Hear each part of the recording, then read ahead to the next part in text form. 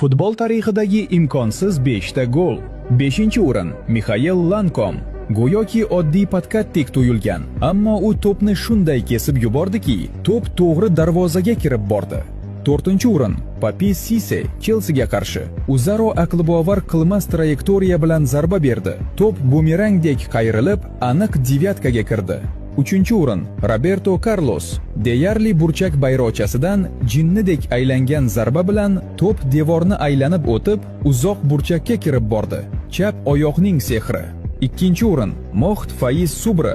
Uning goli Pushkash mukofotiga sazovor bo'lgan. Jarima zarbasida to'p parvozda 2 marta yo'nalishini o'zgartirdi. Ham darvozabonni, ham fizika qonunlarini aldadi. 1-o'rin Zlatan Ibragimovich. Angliya darvozasiga 30 metrdan o'ziga qarshi bisiklet zarbasi. Bu shunchaki gol emas edi. Bu sof san'at edi.